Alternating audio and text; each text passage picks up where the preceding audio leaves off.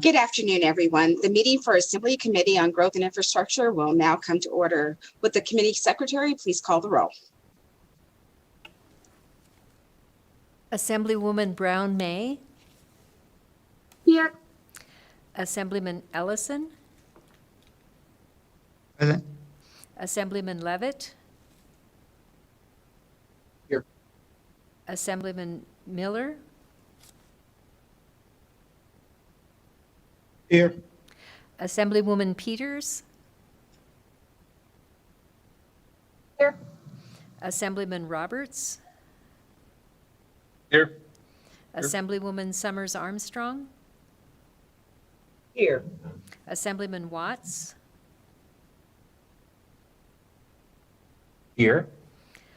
Assemblyman Wheeler. Here. Assemblyman Yeager. Here. Chair Monroe Moreno. And I am here. We have all members present. I thank you for joining us here today. I'd like to welcome everyone to today's meeting for the Assembly Committee on Growth and Infrastructure. Today we will hold one hearing on Assembly Bill 179, and we will have a very enjoyable presentation. Before we begin today's meeting, as we have done at the beginning of all of our meetings are virtual. The building remains closed to the public, so all of the committee meetings will be held virtually. Committee members, staff, and everyone else will be participating either through Zoom or by phone. For the members, I ask that you turn your cell phones off and leave your cameras on.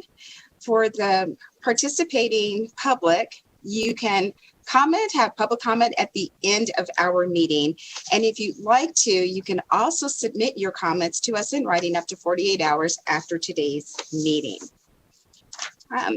In the interest of time, we are going to move on to our first presenter for Assembly Bill 179. And I believe Mr. Hafen, Assemblyman Hafen, is in our virtual waiting room, ready to present.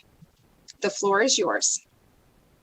Thank you, Madam Chair. For the record, Assemblyman Gregory Hafen II, representing Assembly District 36, which encompasses parts of Clark, Lincoln, and Nye counties. I am here to present Assembly Bill 179 for your consideration. Just a little background information provided by the Nevada Department of Veteran Services. There were approximately 230,000 and 263,000 veterans living in Nevada in the year 2020. Between 105 and 120,000 of those veterans were over the age of 65, and another 700 plus described themselves as homeless.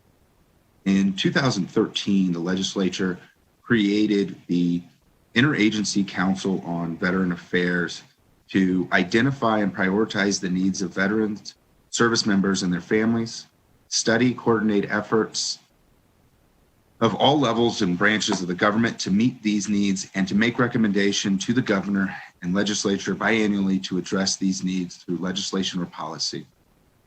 In both 2017 and 2019 reports, the council recommended efforts to improve access to education, employment, healthcare, and mental health services for not only veterans and servicemen, but also their families and caregivers. While parking fees may not represent the most significant barrier to accessing any of these services and supports I have mentioned, they do represent a barrier nonetheless. Waiving parking fees for veterans, service members, and their families and survivors may improve their access to needed services that may in turn improve their quality of life. Just a brief summary of the bill as it's written. Existing law allows for special license plates for each family member of an individual who was either killed in action or later died as a result of injuries sustained in active duty in the armed forces of the United States. As originally introduced, AB 179 would exempt these individuals from payment of any parking fees, including parking meters, that would be charged by the state or other local body. Veterans with service-connected disability and recipients of the Purple Heart Award are also provided this exemption, providing that they display the appropriate license plate on their vehicle. And I'd like to draw everybody's attention to a conceptual amendment that I have proposed, which is on Nellis, and it's been uploaded with a couple of letters of support. And this bill, the original language drafted included the Gold Star license plates and the fallen military license plates. And the amendment is to address the additional decorated license plates that Nevada currently has that were not included in the exemption from the parking fees. And that includes the Purple Heart survivors, the Purple Heart recipients, the Pearl Harbor survivors, the Congressional Medal of Honor, Silver Star, Bronze Stars, and Combat distinguished members. And as you will see that these there's not a lot of those license plates out there.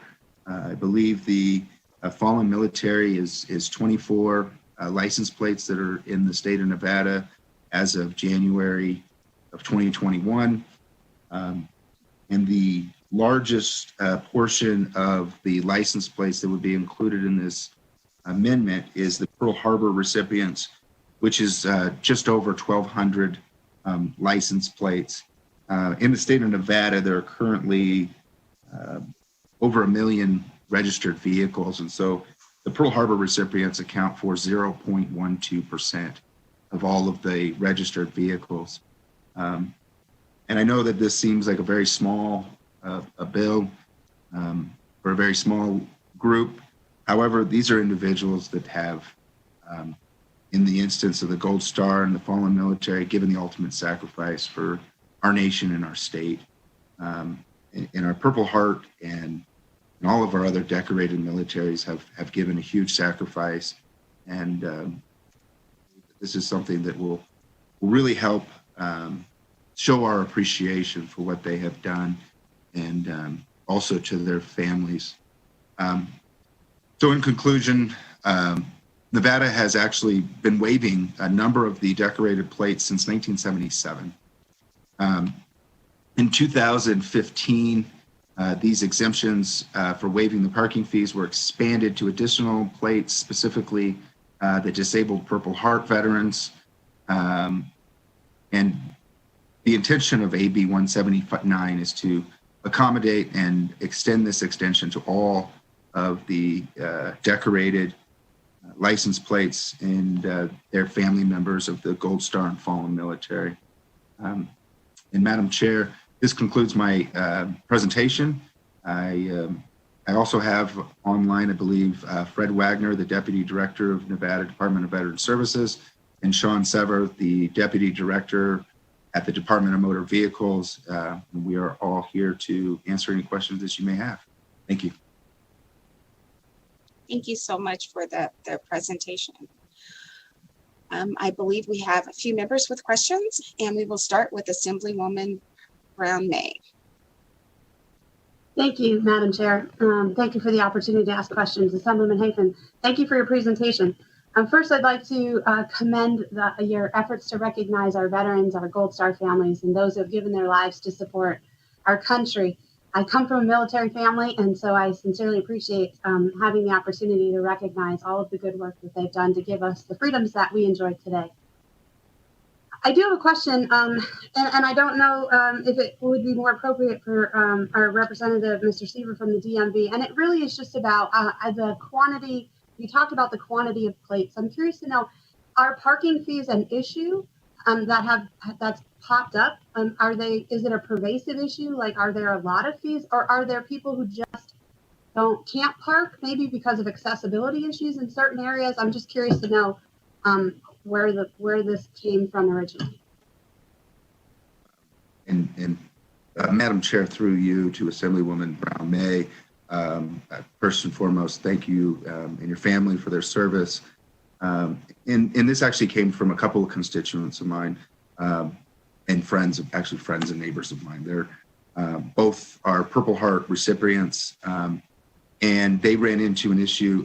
Both of them are considered disabled veterans, as well as the Purple Heart recipients, and they have Purple Heart plates on their vehicle, and they were under the impression that as disabled veterans, they could receive free parking. And happened to both of them. They went to the airport, they parked for a week, and they ended up with a $100 parking bill. And even though they were under the impression that their parking was free as a disabled veteran.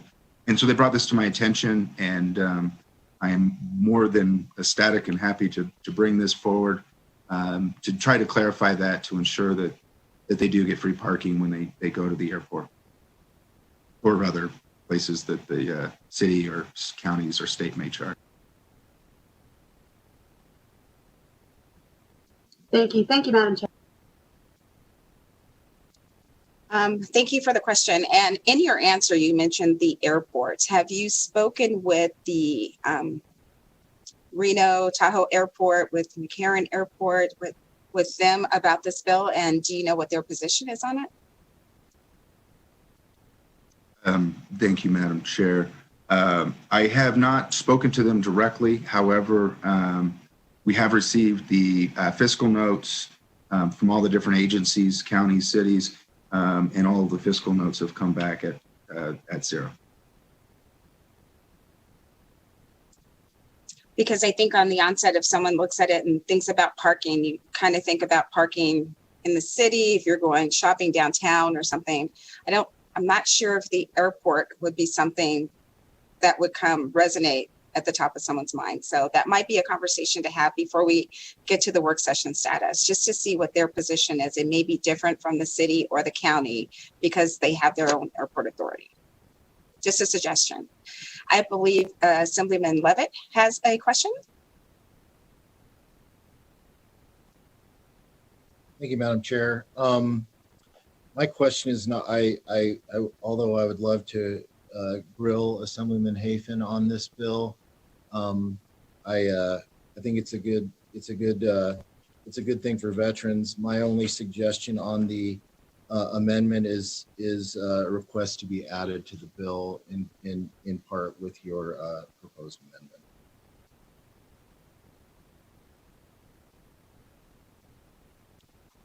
And Madam Chair, through you to Assemblyman Levitt, I'm more than happy to add anyone and everyone that would like to be added to this bill. Assemblyman Ellenson. Thank you, Madam Chairman. It was good seeing you today. I too like this bill a lot. Anything we can do to help and represent our veterans, I think that's a very, very important thing to do. And my colleagues that spoke earlier said, you know, we owe a lot to our veterans, our freedom of speech, this building. So I'm so proud to see this bill, but I do have a couple questions. You know, we have city and counties that have parking lots, but a lot of people might get confused. They go up to a parking lot and some of them are privately owned. How would you handle that? Or you just tell them they can't go to the private? Because I seen several of them in Las Vegas last time we were down there. Madam Chair, through you to Assemblyman Ellison. That's a great question, Assemblyman. And I am one that believes in leading by example. And I would hope that the private facilities would follow the state's example here and would offer and extend the same benefit to these decorated veterans as we're proposing here. Obviously, we're not mandating that, but I do believe that we would be leading by example, and hopefully they would follow that. As far as outreach, I know that I've talked to the Department of Veteran Services and the Department of Motor Vehicles in trying to help spread the word that DMV has informed me that as soon as this bill is passed and approved, that they would update their website to ensure that was there. And they currently have on their website the list of the ones that are exempt from the parking. And it should be a very small and easy adjustment to the website. And the Department of Veteran Services, as well as a number of the other veteran organizations, have offered to do email blasts and social media to get the word out on this new benefit. And I'm hoping after the bill gone through and had a couple years to go through the system and maybe that we can look at the police officers in Nevada that's sacrificed their life for us too. You know, we look at the statues and everything out here, but that's something you might want to look at and consider in the future also. But the other thing I'd like to do is I'd like to be a co-sponsor on this bill also, if you may.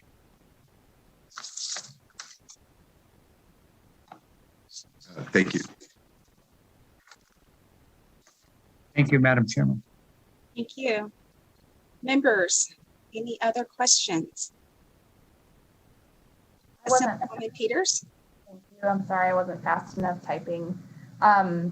Thank you, Assemblyman Hafen, for bringing this bill. I think most people know at this point that my husband is a combat veteran, and we are one of the lucky families that he is whole for the most part. But my heart does go out to the families who did not get their family members home in one piece. I would also like to be added as a co-sponsor to the bill if possible. And thank you again. Madam Chair, through you to Assemblywoman Peters, it would be my absolute honor. Thank you. Thank you. I am not seeing any other members with questions, but as a child of military veterans and my father suffering long-term consequences from his service to our country before his passing, I thank you and any other members of this legislative body that recognizes the sacrifices that so many of our family members, our constituents have made to ensure that we have the freedom that we enjoy in this country and for this generation and the rest. So thank you so much for bringing the bill. And with that, we will ask our broadcast staff if we have anyone in the queue who wishes to testify in support of Assembly Bill 179. To testify in support of Assembly Bill 179, please press star 9 now to take your place in the queue.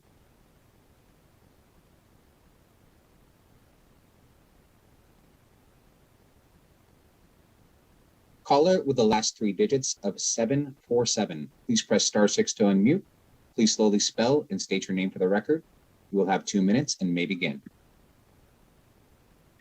Madam Chair and committee members, for the record, my name is Andrew Lee Pilbit, last name L-E-P-E-I-L-B-E-T,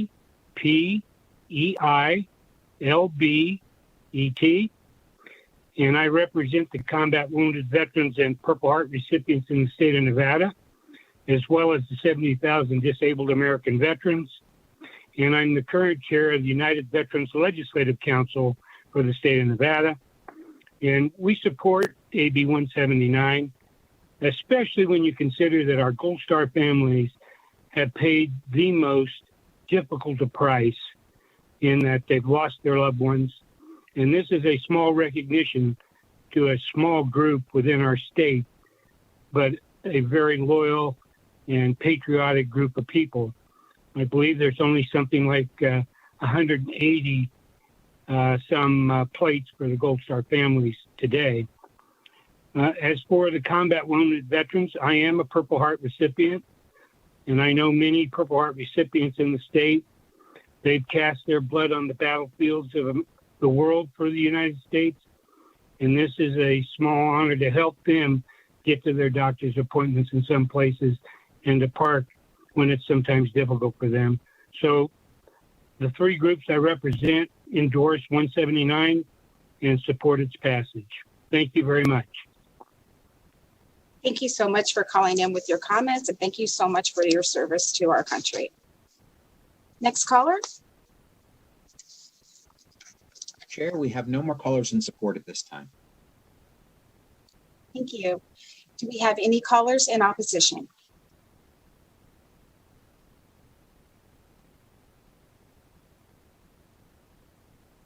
Will the caller with the last 3 digits of 300, please slowly spell and state your name for the record. You will have 3 minutes. You may begin.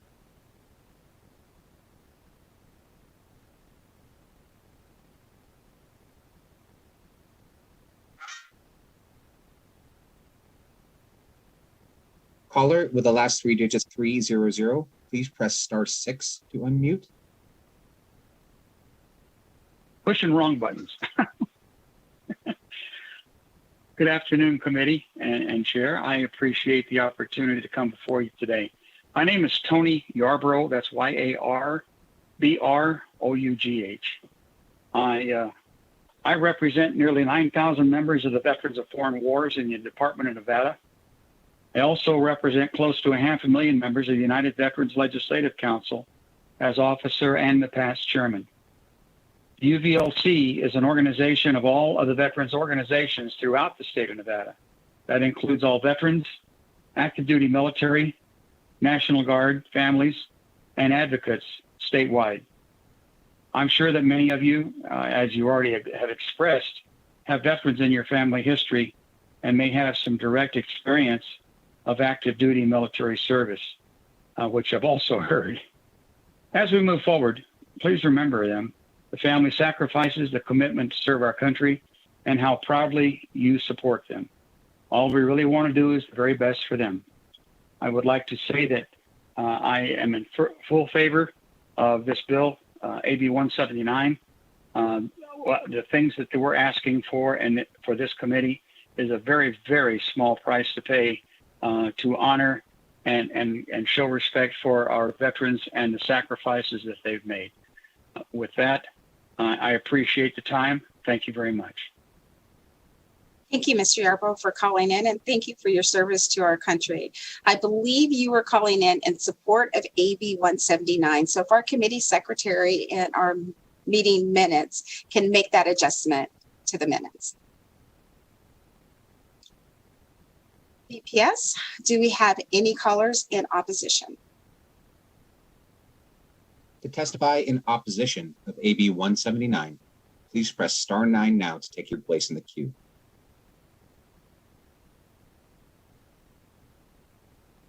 Chair, we have no callers in opposition. Thank you so much. Do we have any callers in neutral? To testify in neutral on AB 179, please press *9 now to take your place in the queue.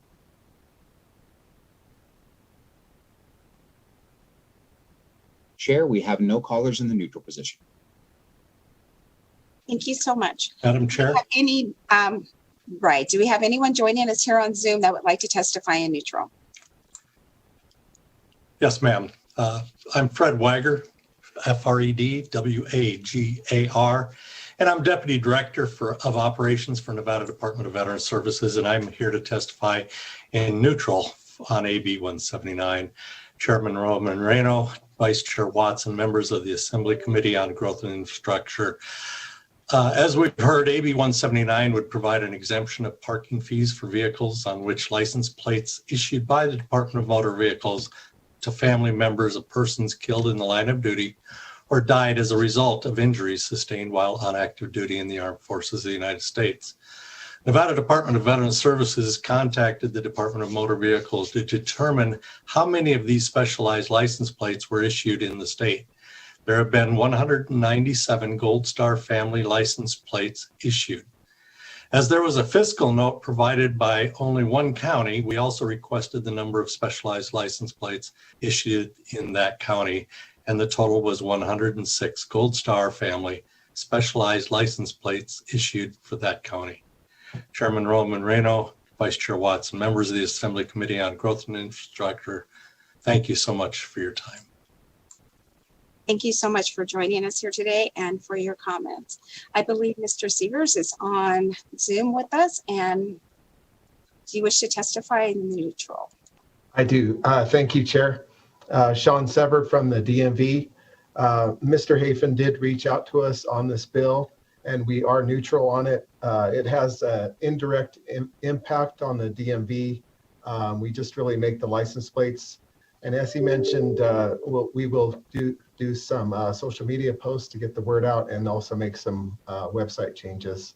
And I'd also like to thank the Assemblyman for promoting me to deputy director here at the department. I'll tell my boss, who is the deputy director, to clean out his office today, and I'll be in there tomorrow. I'm just kidding. I'm actually administrator at the DMV. Thank you. Thank you. I believe we have a member who has a question for you. Assemblyman Watts? Yes, thank you, Madam Chair. Mr. Sever, I was just wondering if, so we got some information on the Gold Star plates. I was wondering if you have, and I know you may need to crunch some numbers on this, with the amendment provided by the bill sponsor, do you have any indication of what the total number of plates would be and what that would be as a kind of a percentage of the plates out there? I'll start there. Sure. Sean Sever from the DMV. I will get the information and get back to you, Mr. Watts. Thank you. Thank you. I understand that you need to get that together, and it's no problem. And really, the reason I was asking, I was looking through some of the fiscal notes submitted on this bill, including by some of the local government entities, and it seems like they could not estimate or used, I think City of Las Vegas used a 10% estimate. So I think having some of that information and in a percentage form from the department may help when this is evaluated for any potential fiscal impacts from the various public entities that have parking fees. So thank you for that. And Sean Sever from the DMV, I'll get that to you as soon as I can. Thank you, Madam Chair. Thank you. I don't believe we have anyone else joining us here on Zoom who wishes to testify in the neutral, and no one else on the phone. So I will ask the sponsor of the bill if you'd like to make any final remarks. Yes, Madam Chair. First and foremost, thank you very much for having me this afternoon. And I did want to address Assemblyman Watt's question. It is approximately 1,500 license plates out of 1,052,571 registered vehicles in the state of Nevada, which equates to roughly 0.15% of all registered vehicles. And that, again, those are rough numbers, but I'm sure the DMV can provide you with the exact numbers. And again, I'm very thankful for all of our veterans, for everything that they've done, and greatly appreciate the time today to present. So thank you, Madam Chair and committee. Thank you so much for joining us here and presenting this bill, and we will wish you a great afternoon. Members, that brings us up to the last item or presentation today on our agenda. And we have the Rocky Mountain Institute who will be presenting. And I believe we have Ms. Rose McKinney James, who will have some co-presenters. She will introduce her co-presenters. Thank you for joining us, and welcome to our committee. The virtual floor is yours, Ms. McKinney James.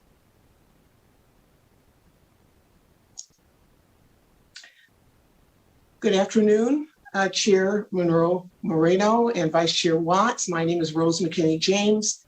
I'm the managing partner of McKinney James and Associates, and I'm very pleased to join you today, and I appreciate your invitation to introduce my colleagues from RMI as well as Energy Innovations. And by way of background for some of the new members, I am a former commissioner with the Nevada Public Service Commission. I was honored to have the chance to be the first director of your Department of Business and Industry, and also the chief executive officer of CSTAR, the Corporation for Solar Technology and Renewable Resources, which was one of Nevada's earliest efforts to support the commercial deployment of our vast renewable resources. And over the course of many years, probably now too many or more than I'd like to recall, it's been my privilege to work with the Nevada Legislature as an advocate for advancing policy supporting clean energy and climate. And the work that's been undertaken by this committee and its predecessors has resulted in significant investment in the deployment and development of renewable resources in Nevada and we are now recognized as a leader in that space. And as such, I think it must be acknowledged that we've made remarkable progress. I hope that you will agree that we need to sustain this momentum and continue to advance the policies necessary to support continued success in this area. That said, one of my constant challenges as an advocate has been the ability to effectively identify and embed the necessary data and analytics required to support the various policy proposals that have come before you. Last session, we were able to secure former Governor Bill Ritter, who is the director of the Center for New Energy Economy at the Colorado State University. He came and was able to address the committee and provide additional resources to individual legislators. It is said that what gets measured gets done. And in an effort to provide the legislature with the benefit of some additional expert guidance, it is my pleasure to introduce Robbie Orvis and Dr. Zach Zubin. Mr. Orvis is the Director of Energy Policy Design at Energy Innovation. And this is an energy policy think tank. He leads Energy Innovation's modeling and analysis using the Energy Policy Simulator and is an expert on energy policy design, having worked with dozens of policymakers in the United States and abroad to estimate policy impacts. He's also co-author of Designing Climate Solutions, a policy guide for low carbon energy. Mr. Roby will be joined by Dr. Zach Zubin, a senior associate in the U.S. program at RMI, formerly known as Rocky Mountain Institute, which is an independent nonprofit organization focused on energy and climate. Zach previously led energy system pathways analysis for states and utilities at the San Francisco-based consultancy Energy and Environmental Economics. He studied energy policy and conducted global climate science research at UC Berkeley and Princeton University. So with that, I'll now thank you for the opportunity to share this presentation, turn the presentation over to them, and invite any questions that you may have when they've concluded. Thank you very much. Thank you so much. It's really good to see you. Great to see you. Thank you, Rose and Chair Monroe Moreno. This is Robbie Orvis with Energy Innovation. I'm going to share a presentation today and then show some of the results from our modeling online. So today we're sharing a new tool we've developed for Nevada, the Energy Policy Simulator, that allows us to model deep decarbonization of the Nevada economy, looking at different policies and how they can contribute to emissions reductions. The Energy Policy Simulator is a real-time model of emissions and economic impacts. It allows users, anyone who wants to use it, to build policy scenarios and to look at the combined impacts of different policies on emissions and economic impacts like jobs and GDP outputs. The model is free, public, and open source. It's available online today at the link included here, nevada.energypolicy.solutions, and shortly we will explore the model online and some of our preliminary findings. The model is based entirely on publicly available data, including from sources like the U.S. Energy Information Administration, the National Renewable Energy Lab, and a handful of national labs across the United States. The model has been peer-reviewed by a handful of national labs, universities, and partner organizations as well. And in the case of the Nevada Energy Policy Simulator, we coordinated and received input from the Nevada DEP and other state stakeholders in building out our policy scenarios.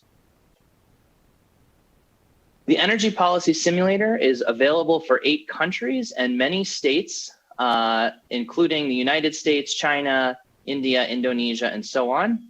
We currently have models covering California, Nevada, Colorado, Minnesota, and Virginia, with forthcoming models in another half dozen or so states. And again, all of these models are publicly available and accessible online. Briefly, just an overview of how the energy policy simulator works. We start by taking energy and service demand, that's things like passenger travel or demand for heating and cooling in buildings from other models, which serves as our baseline when we look out to 2050. We then take in information on current and future costs and prices for things like electric cars, solar panels, natural gas power plants, and so on. That all gets incorporated into the model in a business as usual projection out to 2050. We then start layering on policies, and we have hundreds of policy options available in the model. Those all get layered on, and then we develop a policy scenario.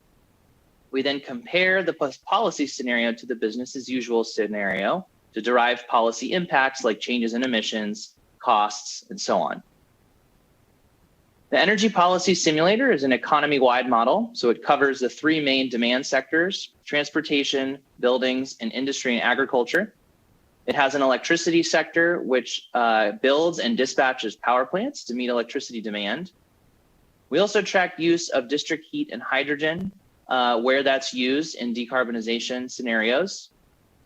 We have what's called carbon capture and sequestration. This is a technology that captures carbon dioxide emissions from power plants and industrial processes and stores that carbon.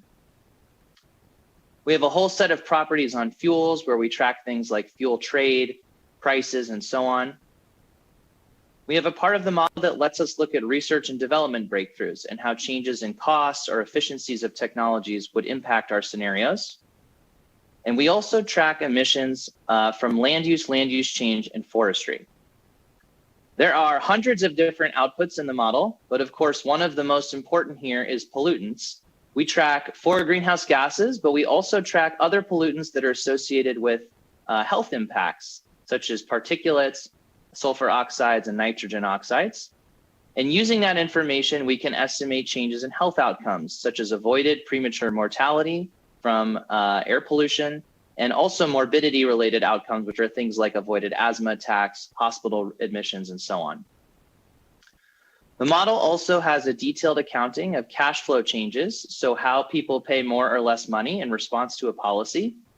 And we're also able to use that information to estimate impacts to jobs and GDP within the state of Nevada as a result of statewide policies. The Nevada EPS is publicly available to help Nevada flesh out its climate strategy. And it's worth mentioning here that the tool was noted in the climate strategy report as one model that could be used to evaluate the state's priorities. So I'm going to flip over here to the web tool to walk through it and show some of our preliminary findings.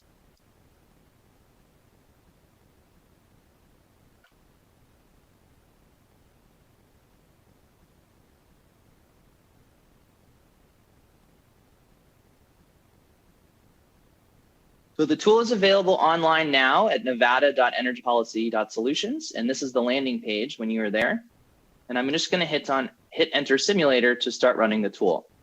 Now the tool is running in real time on the server, and what we're looking at here is emissions of carbon dioxide equivalent. That's all greenhouse gases, and we're looking at the total, including land use emissions in Nevada. And we have this red line here. This is our new scenario. And there's actually a black line, business as usual, but it's underneath this red line because we haven't added any additional policies. This red line is meant to be inclusive of legislated policies as of 2020. So things that are goals or ambitions or targets are not included in this scenario by default. There's over 200 different pieces of information we could look at in the online tool. And I'm obviously not going to go through all of those, but just to flip over to one here, if you were interested to see what the different sectors contribute to emissions in Nevada, one of the graphs we have here is emissions of CO2e by sector. And we can see that in Nevada, the transportation sector is the largest individual sector, as well as electricity and industry, which are other large contributors, followed by buildings and so on. And there's also more information in here on things like the electricity sector, the transportation sector, and so on. The main way, though, that you work with the tool is to evaluate what different policies will do to emissions. And you do that over here on the left-hand side. Policies are organized here by sector. So for example, in the transportation sector, That's where you would find things like an electric vehicle sales standard or an electric vehicle subsidy or so on. And you can turn on and off policies here, and you can turn on and off multiple policies, and they'll all be recorded here, and the graph will update in real time to show you the impacts of your policy scenarios. So given the limited time we have here, I want to highlight a couple of our findings for Nevada. First is that without additional policy, we find that Nevada's greenhouse gas emissions will actually remain relatively constant and actually are likely to grow through 2050. So in order to hit some of the state targets, additional action is needed. Now I'm going to show one example scenario we've included in the model, which is a scenario called US 1.5. This is a downscaled version of a national scenario for the United States that reflects policy ambition aligned with meeting the targets outlined by the Intergovernmental Panel on Climate Change for what's needed for a safe climate and future. It includes about 20 different policies, all of which are combining to drive down emissions here. What I want to highlight are a few things in particular. One is one of the abilities of this tool, which is to tell us the contribution of different policies to emissions reductions. That's what this chart is doing here. So the top line, we have our business as usual, and the bottom line, we have our new emissions trajectory. And now the area in between is filled in with colored wedges. The colors correspond to sectors of the economy. So red is transportation. This aqua here is buildings. Gold and yellow is electricity. Blue is industry. Green is land use. And orange here is hydrogen supply. So one thing we see here is that no single policy across the entire economy can cut emissions to the deep emissions levels we're talking about. The other thing is we can see that there are certain policies that do a lot of the work in this scenario. One of those is a clean electricity standard, which is this large yellow wedge here. Another would be electrifying building heating, space heating and water heating, which is this building electrification wedge here. Electrifying vehicles, we do that here through an electric vehicle sales standard. That's this dark red wedge here. And then making sure that in industry, we're electrifying end uses where possible or switching away from fossil fuels to cleaner options as well. There's another graph here that shows something similar, which is how cost effective these different policies are. Without going into too much detail here, what we're seeing is that on average, we're finding this policy package is cost effective with a handful of policies actually resulting in cost savings. So these are things that improve the efficiency of newly sold technologies, for example, like vehicle fuel efficiency standards. We also find significant economic benefits from this policy scenario. So I'm going to show here the change in jobs. So we actually find that transitioning to a low carbon economy, it doesn't eliminate jobs. It actually is a large job creator. Here, we're seeing about 5,000 jobs being caused per year as a result of this policy scenario. And the reason for that is that transitioning to a low carbon economy requires building and deploying a lot of new technology. And those are all things that create jobs. We similarly find growth in state GDP. In this scenario in particular, we have growth of about $800 million per year in the state's GDP by 2050.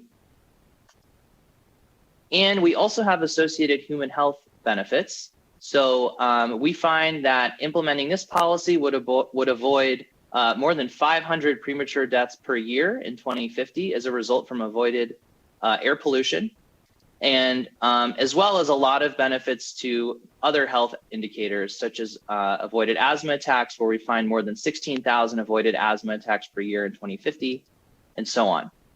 Again, all of this information is available in this online tool, and it's free to use. All the data is available as well. And with that, I will stop and see if there are any questions. Thank you. Thank you. Members, do you have any questions for the presenter? Assemblyman Watts? Thank you, Madam Chair, and thank you for the presentation. This is a really interesting tool, and I look forward to spending some time playing around with it. And it's great to see that you have an analysis of both the some of the financial impacts as well as some of the other impacts like health. So one of the questions I had is, and this comes up in discussions around the social cost of carbon pollution. So I was just wondering, you touched briefly on cost effectiveness. Does that include the financial costs of some of those avoided health impacts like deaths and hospital visits and things like that? Could you just speak a little bit to that? I saw there was a lot of different tabs in there, so I was just wondering if you could elaborate on some of the difference between actual cost savings from efficiency and then cost savings from avoiding some of the consequences of the pollution itself. Sure. Thank you, Vice Chair Watts. This is Robbie Orvis with Energy Innovation. So yes, we do include that information as well. I didn't show it, but we have what are called monetized social benefits. And those are the monetized values in particular of the avoided climate damages at the social cost of carbon, and also the avoided premature mortality. And for that, we use the Environmental Protection Agency's what's called a value of a statistical life, which is how they value avoided premature mortality in regulatory impact analyses. So that information is included as well. What I presented was just the actual economic fuel and capital cost savings. But if you add in the social benefits as well, the policy scenario becomes even more positive in terms of benefits and cost savings. Thank you. Thank you for that. And again, I know that we're short on time and there's a lot to this model, so I appreciate you letting us know about that. Also, I saw there's I think an exhibit with your research note. Could you just provide a little bit more background on that? Sure. Again, this is Robbie Orvis with Energy Innovation. So we recently produced a research note, which should have been shared with everyone on the committee, that includes the findings that we just covered in more detail related to the that 1.5 degree scenario that we just reviewed, and also discusses some of the key assumptions and sector level findings in the tool as well. And that's all included in that note, and the note is also available online. Great, thank you. Thank you for the questions, Madam Chair. Thank you.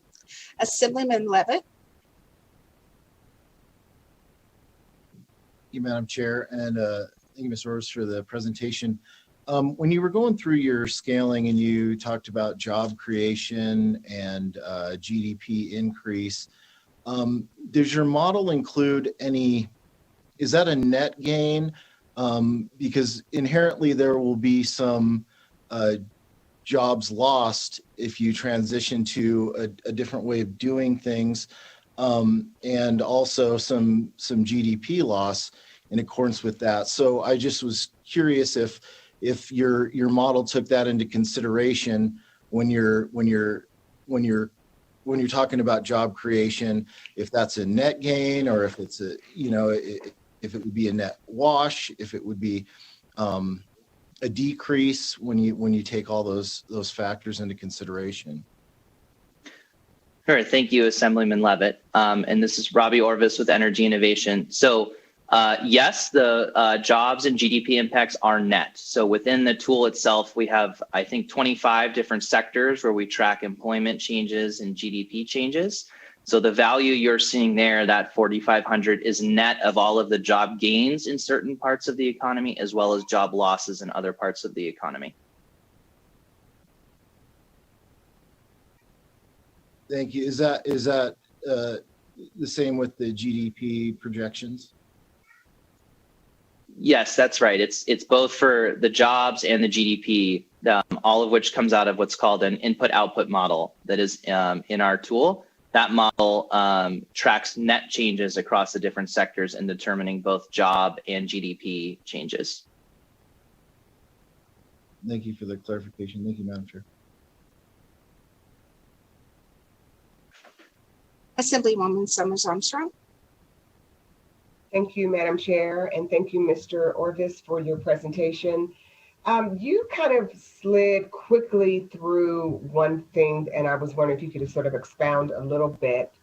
And you were talking about you showed us a graph on, I think you said new vehicle purchases that were electrified. Can you go back to that and give some background on just some foundational information, like how many vehicles are you all proposing are being replaced per year? How are you? What's your basis? How are you coming up with some of that? That's my first question. Sure. Thank you, Assemblywoman. So this is Robbie Orvis with Energy Innovation. So what that graph was showing was sales of different types of vehicles. In the policy scenario that I showed, we are not looking at preemptively removing people's cars. We're just looking at how people's purchases of new cars when they're ready to purchase new cars change. So the policy that we have modeled is what's called a sales standard. So basically, when people go to the dealership to buy a new car, that particular policy would change kind of which types of cars are available and what the costs of those different cars are in order to meet statewide standards, similar to other what are often called ZEV standards in some other states around the country. So we have, yeah, go ahead. I'm sorry, Madam Chair. I'm sorry for interrupting, sir. I'm sorry. So I just want to clarify that you're doing like a 1-for-1. Like what you're saying is if someone was buying a truck, you like on average, if we sell so many trucks a year in a particular price range, you're doing a 1-for-1 of what's available and how many trucks could be purchased in that price range with available technology and stock that's available in an electric vehicle comparable model. Am I correct? That's correct. And that policy phases in. So it's not that tomorrow 100% of vehicles would have to be electric. We phase it in to allow time for some of what you're talking about, the different vehicle classes and technologies, for more options for those vehicles to become available. So in this policy scenario, by 2035, 100% of new vehicles sold, new light duty vehicles sold are electric, but we phase that in between now and 2035. Thank you. I appreciate that. Members, any other questions for the presenter? I have a few for you. Seems like it's going to be a fun tool to play around with, especially for someone who's not a scientist or a guru in this area. They can go on, and it seems like an easy tool to navigate. But as new policies come out and new technologies come on board, what's your plan to update the information? How is that done? Thank you, Chair Monroe Moreno. So that's a great question, and one we get asked a lot. And so this tool is a constant work in progress.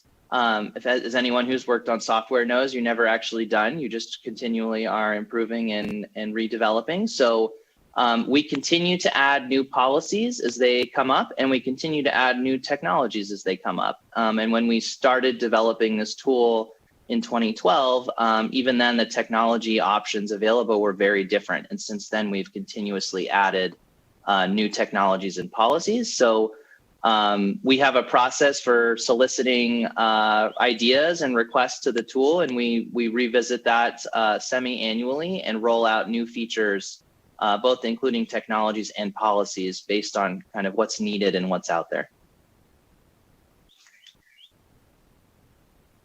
And then my next question would be, have you taken into account the expected cost reductions and things such like battery storage? That information that you thought about that? And this tool is free now, correct? And will it remain free?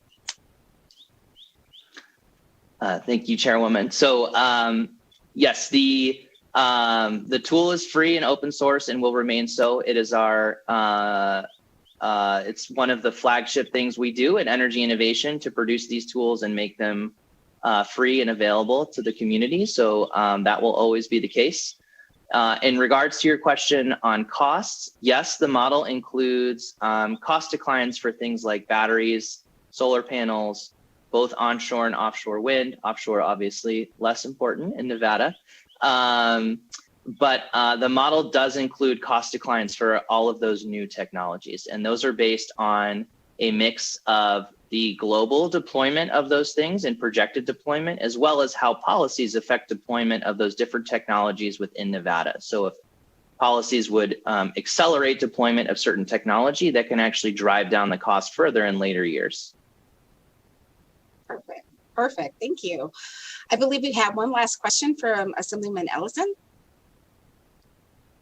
Thank you, Madam Chair. And I really appreciate some of the questions that popped up there. And one was about the vehicles and tracking them. You know, for I don't know how many years it's going to take for bigger trucks to come on board, because we asked that question in another meeting, because it's, you know, you might have battery trucks, but you got to have trucks that can pull the power that would still be able to hold the batteries from here to Salt Lake City. Have you got any idea how long that'd take before actually that system could come up to date and start operating? Any idea about that? Thank you. Thank you, Assemblymember Ellison. So we follow the lead of the California Advanced Clean Trucks Rule. The California Air Resources Board has done quite a bit of research looking at different technology options for heavy duty trucking. And what they've concluded and what the state's goal is 100% of sales of heavy and medium duty trucks to be electric, or to be zero emissions vehicles, I should say, leaving open the option for what the technology is by 2045. So in our modeling, we've assumed that timeline for those vehicles. A follow-up, Madam? Go ahead. And apparently you've got a lot of knowledge in this, but do they have any idea by the time that comes around? Do you have any idea what the distance travel could be on one of them? You know, because there's a lot of large pickups here, not pickups, but like 250s or 350 diesels or regular trucks. It still carries a lot of load, like, you know, for tractors or trailers or that kind of stuff. But it seemed like to me will the technology for even the semis come up to the speed to where they can go them distances that, you know, they have to be on the roads that long. Do you think that's going to happen in 45 by 45? Thank you, Assemblymember Ellison. I will confess that I am not as advanced an expert on heavy duty trucking electrification as some of the folks at the Air Resources Board. So I would defer to what other experts in the field think is possible. But given the research I've seen out of groups like the Air Resources Board, I do feel personally like those technologies are very likely to become available. My colleague, Zach Subin, may have some thoughts on that as well. I appreciate it. Thank you. Yeah, thank you. This is Zach Subin for the record. Yeah, I would echo my colleague Robbie Orvis's comments. Also note there are some other options besides purely electric for some of the bigger trucks. For instance, there's research into having hydrogen fuel cell trucks as a different option. Thank you.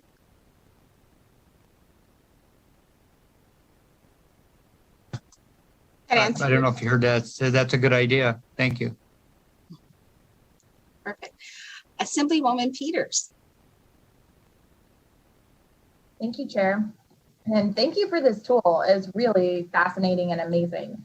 My question is hopefully relatively simple. I'm just wondering if you guys have put access to your assumptions in here, a list of the assumptions that you've made for your different policy models. Yes, thank you, Assemblywoman Peters. So that information is included in there in the documentation online. There's actually a file that is, I think it's called Nevada EPS Policy Assumptions, that includes all of the major assumptions in our scenarios, as well as identification of the key data sources we used. We use hundreds of data sources, but there are a few in particular that are especially important and critical, and those are all outlined in that document as well. Could you send that to the committee chair, sorry, not chair, staff, to get out to the rest of us so we have quick access to that? Be happy to do that.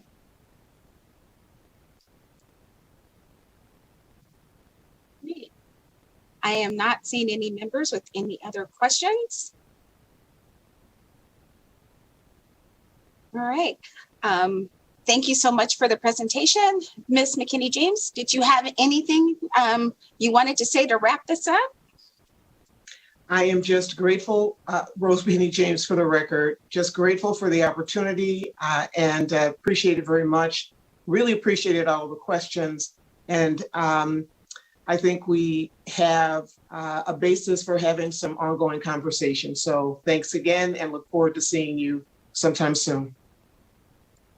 Thank you all so much for joining us here today and sharing this, what I think will be a fun tool for many of us. We wish you all a wonderful day. And members, that brings us to the last item on our agenda, and that will be public comment. May we have our first caller for public comment? Chair, the public comment line is open and working. However, we have no callers in the queue at this time. Awesome. Well, thank you for that. Members, a nice short meeting today. They may not all be this way as we get closer to some drop dead dates. So enjoy this break before your next meeting, and I will see you all here on Thursday. This meeting is adjourned.